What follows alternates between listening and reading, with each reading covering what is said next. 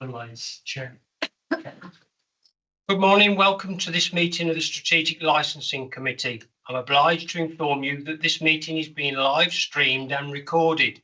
Members of the public will be able to view the meeting using the link on the agenda. Item 1 then, if we go to apologies. So we've had apologies from Jeff Anderson, Kevin Pardy and Just Roy Allcroft. Any others, Tim? No. No more. Okay, item 2, if we go to minutes of the last meeting. So it's to approve the minutes of the last meeting that's held on the 13th of March and the 19th of May. I think we weren't quorate for one of them, were we? 9th May was the one where we did the chair. Oh, right, okay, yeah. Anybody got any comments? No. Propose they accept it. And I'll second them. Okay. So we'll accept those minutes then. Public questions? Any? No public question, Chair. Thank you.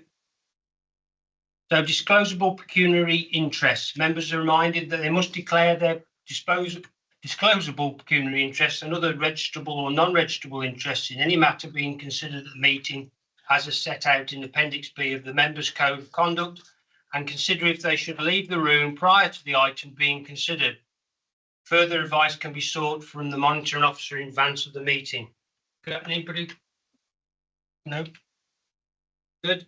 So if we go to item 5 of the agenda, request for a review of the Hackney Carriage fare card. And so I'll hand over to, oh, I haven't turned my mic on, have I?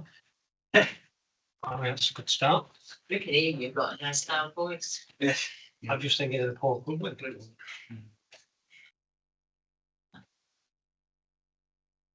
Is that on? Yeah, it is. Okay, thank you, Chair.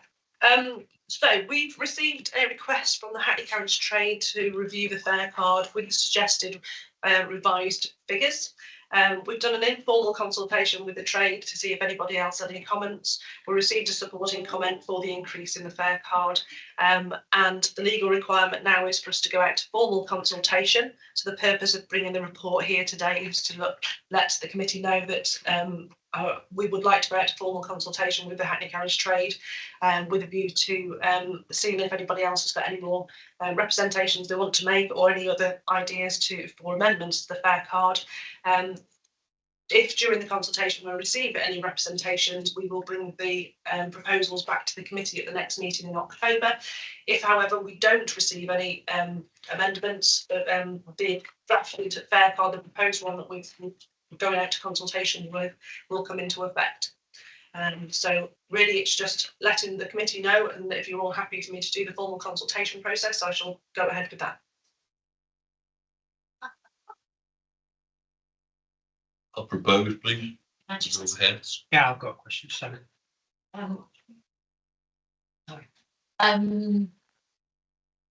is it?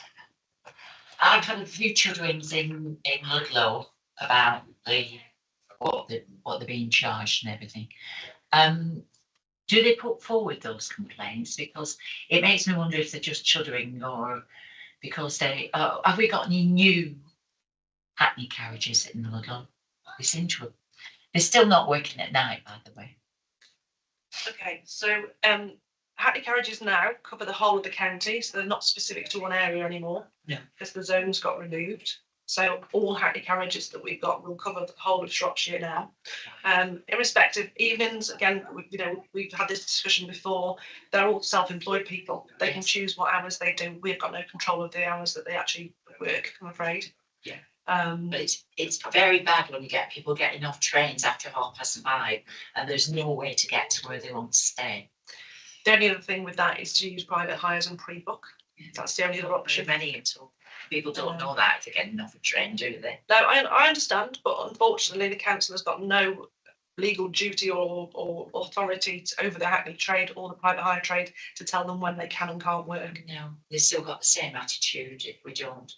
If why should we work at night when we make enough during the day? And that's their choice, I'm afraid. It is, but it's a shame it makes it very hard. You know, I mean, we are losing an awful lot of trade. people just don't want to stay if they haven't got a car. I understand, councillor Parry, but there's not a lot I can do, I'm afraid. But thank you anyway. So if I can ask a question, is the main change that 18p to 20p for the 1/10 of a mile? Is that, because that's certainly the comment that's come back positive, saying, yeah, that sounds reasonable. It's changed on the tariffs. If you put the two tariffs together, you can see each one, apart from tariff 6, is actually amended. It's slightly gone up by a few pence. A thing to remember with the Hackney tariff card, the council set the tariff card, and it's the maximum fees that can be charged. Any negotiations with the driver to have charge a lower fee can be had from members of the public with the drivers, and they could, as long as they don't go over the fee set by the tariff card. Okay, then, thank you. Did we have a proposal to that? Propose. Yeah, and I'm happy to second that we go out to consultation. Okay, then, thank you. So be it then.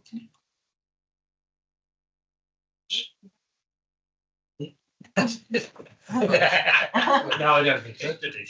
Okay, then, we all in favour of that? Okay, then. All right, then. Tradition rules. Thank you. Democracy rule. So moving on to item 6, and that's the exercise of delegated powers, and again to Andy Beaver. Thank you, Chair. This is the standard report that I bring to the committee each time we meet. It gives you a rundown of all the licences that have been issued under the previous from the previous quarter, sorry. And I'm open to any questions on the information that's in there.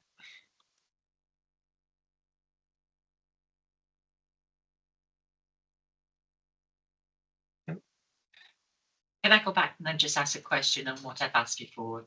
Are we getting more Hackney cabs now, or are they reducing? It's a worry. They're not reducing. No. Some are retiring, but we are getting the equivalent amount of applications coming in for new ones. Yeah. It just seems to be a static figure. It's not really going up or down. Or younger people tell me they have a problem. It's such a lot of stuff to make out. You know, there's a lot of paperwork and everything, and it puts them off doing it. Unfortunately, we're driven by the law, and the Yeah. law requires us to do things like DBS checks and things like that, which is part of the paperwork for the application process. And we do have to make sure they are fit and proper people, and that's part and parcel of all of that application process, to check that we've got fit and proper people out there taking our vulnerable people around the county. Yeah, thank you very much. It's the problem is at the moment we have a lot of problems with buses, and of course buses finish at 5:30 as well. So you know it's worrying for the people that are living, especially elderly people who live further out, and it's a long way to walk in. And because my road's closed, which is Teamside, it's completely shut. We've always had a bus run down my road. Now that's not doing that. It's going back on itself and going into town. And it really, you know, elderly people are telling me it's costing them quite a lot of money to take a taxi because they can't get a bus because it's not running up Old Street. And it's a long way. They can't walk up there. You know, it's just a shame that they are charging quite a bit more. And if they did something special for the elderly people, it would help. But they're not. And unfortunately, that is up to the passenger to make that request to the driver to do that negotiations. Yeah. We can't get involved with that. All we're legally required to do is set the tariff card. Yeah, I've got one lady telling me she's paying nearly £50 a week at the moment to get into town, which is only a short walk and a short bus drive.